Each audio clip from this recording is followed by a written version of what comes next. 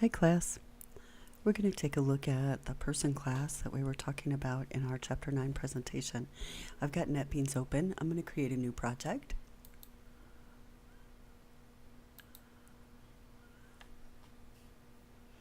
And I'm going to create a Java project. Now on this screen, today I want to create what I'm going to call a tester class. And this is going to be the program that's going to test the person class that we're going to create. And in this tester class, I'll just name it person class tester. I do want NetBeans to go ahead and create a main method for me, but I don't want that package statement because I know Hypergrade doesn't like it. So I know if I delete that package name and the period out, I can create a main class without a package. So I'm going to do it that way and click finish. Now as my project is created, my project and the class that is created within it are both going to be called main class tester. And my person class tester, and my person class tester is going to have a main method. Now I could come down here below our person class tester class and create our person class. I could put it within the same file, the same .java file, but it's not recommended. So instead I'm going to use the file, and I want to create a,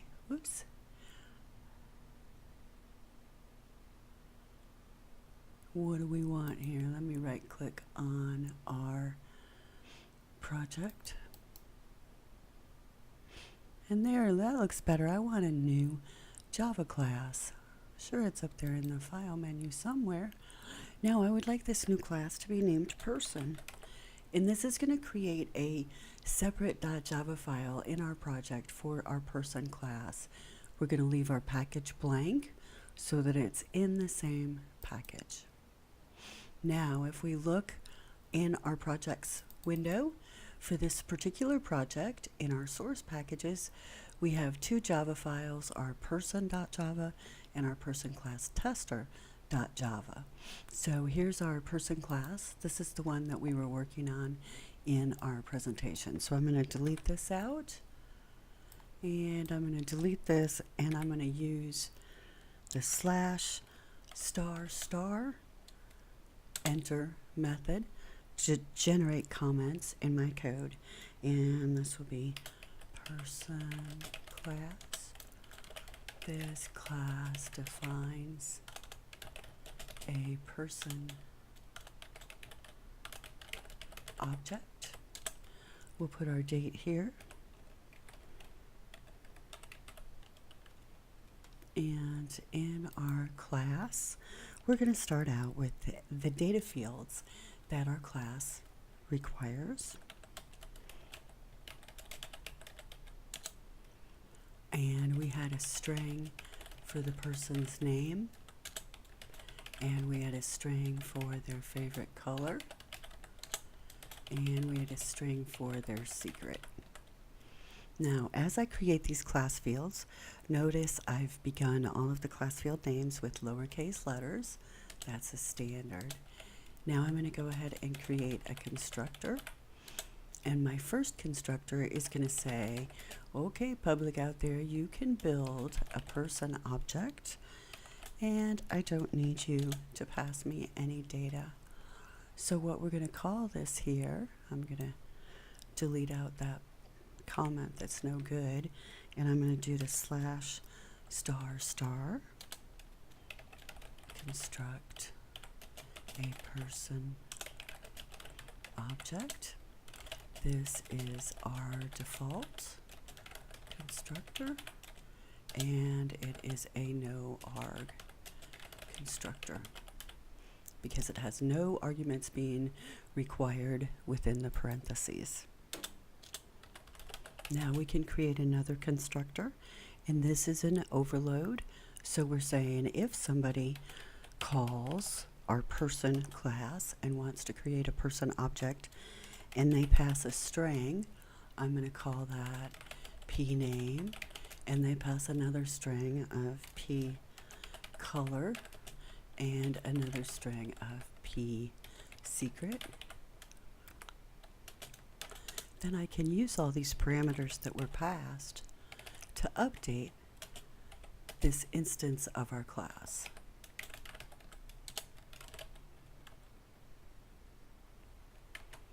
Favorite color.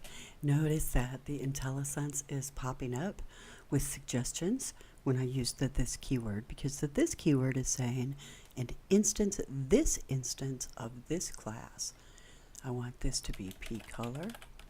I'm going to fix this one above.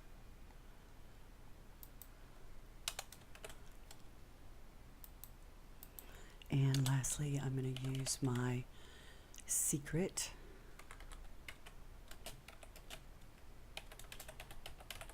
Now I can name these parameters in this parameter list anything that I want.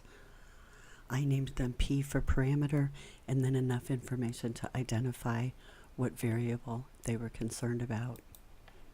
Now that I've got this coded, I'll put in my standard Java doc documentation /*, and notice that it automatically generates comment information for all the different parameters.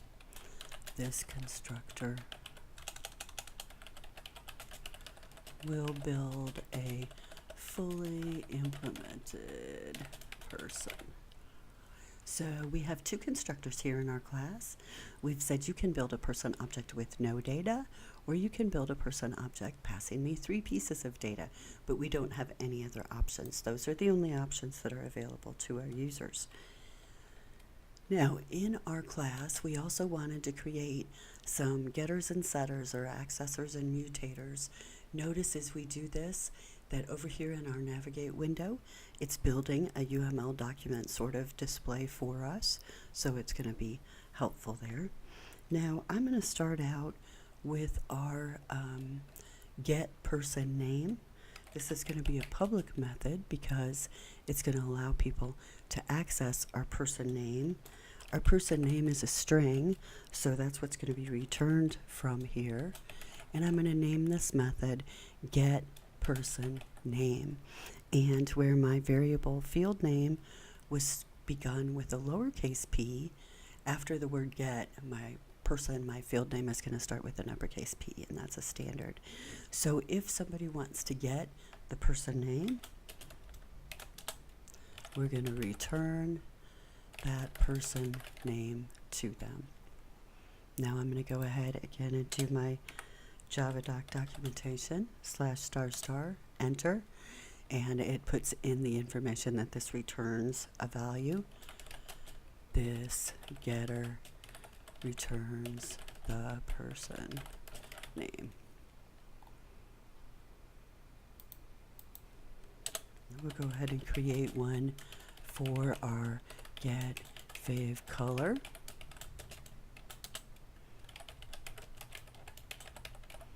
Now, notice that my return statement, I'm returning the class variable that was declared up at the top of the class. This class variable is basically global, has a global scope throughout the class. It's available everywhere. So when somebody constructs an object, a person object here, we're updating those class level variables with the value that was supplied to us. And now when another method or another class says, I want to get that information, we're getting that information from those variables to supply to that other class. I'll put some documentation here. This getter returns the favorite color. One more. And of course all of ours are strings. That would not necessarily have to be so. We could have all sorts of different data types that we're maintaining in our class that we're allowing people to get and set.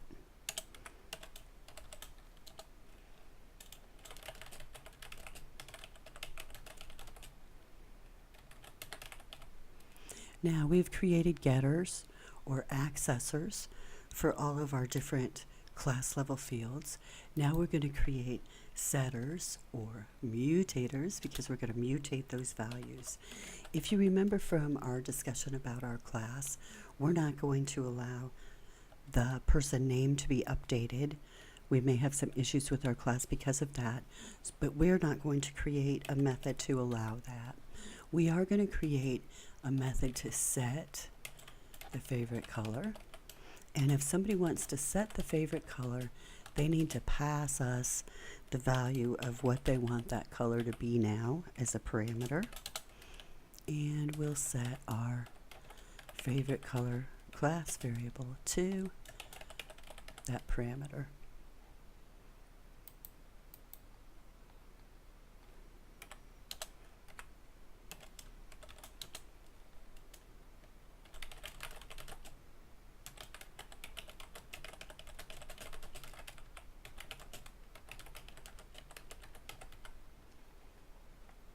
Okay, and then we also want to set the secret. Again, we're going to be asking for that new secret to be passed to us. And we will use it to update our information carried by our class.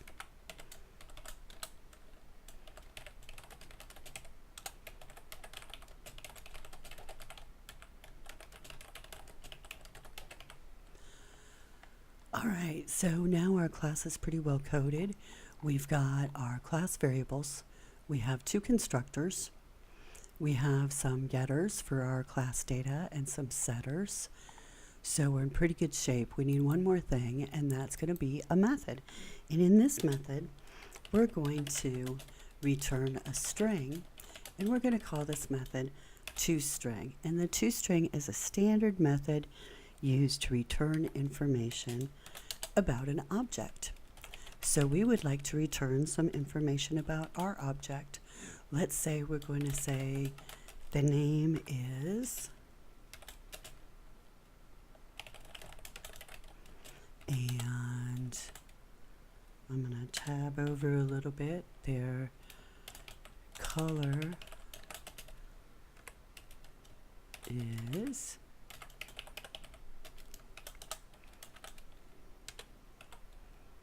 and their secret.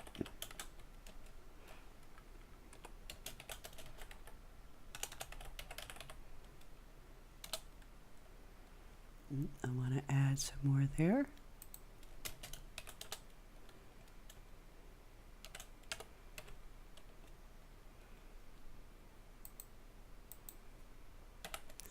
And that'll give us a lot of information about our object, the person name, color, and their secret.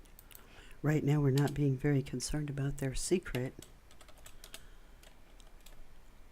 This method will return a string value containing information about our person object. Okay, looks great. That's all we need for our class. Double check everything.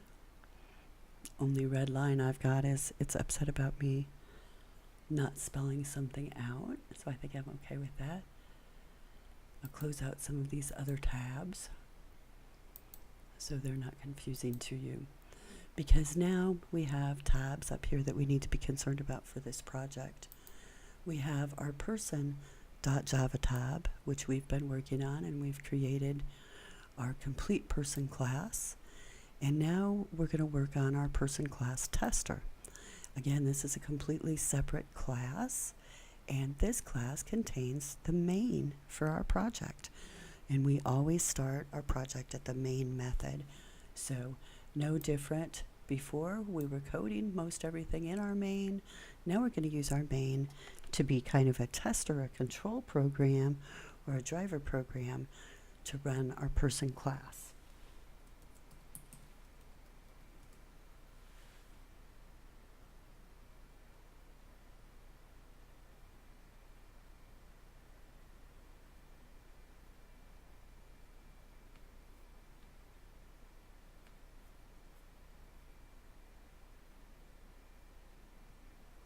We don't have to do much in our tester. First of all, we're going to declare our person as a new type of data that we would like to use. Now it's getting mad at us, saying, I don't know what that is, but we'll see if we can get this to all work out. So we're going to call this person that we're going to create my person. And it's going to be a new instance of our person class. And we'd like to not supply it any data. So now everything is happy in NetBeans. It knows that a person is something that exists to us because we've declared it as a class. So now we can use person basically as a data type because we've created an object that is defined by the word person. Now in our person, named my person, I'm going to go ahead and set their favorite color equal to orange. And let's create an output statement. And in our output statement, we just want to run that toString method we made in our person class. We should see it down here in our list. And there we go. So let's run this. First, we're going to create an instance of a person object. It's going to be empty because we're not using any arguments. We're going to set its favorite color to orange. Let's fix that. Orange. And then we're going to output the information about our person.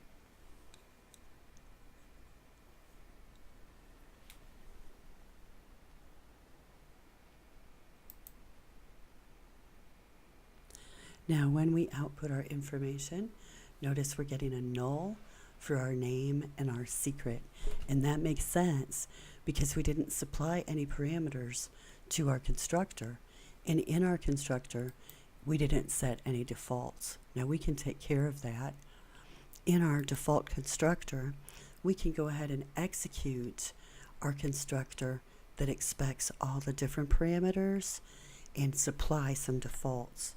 So I'll say, okay, I want to run this again, this person, and this is going to be my test name, and I want to supply a purple color and a big secret. And then that's going to go ahead and run.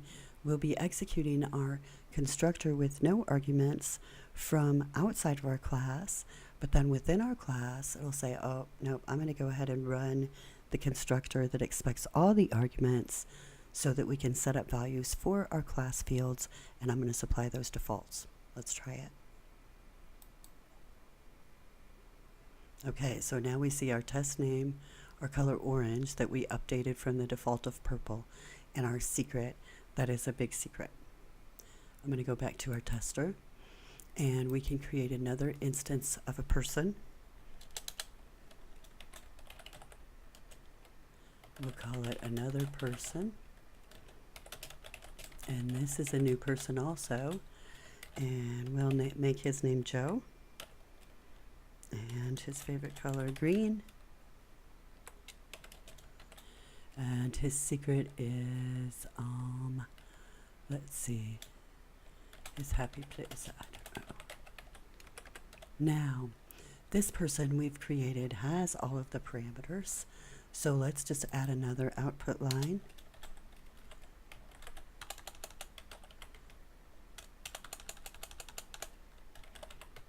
Did too much there.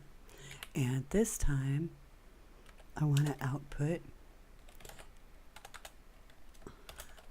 another person, toString.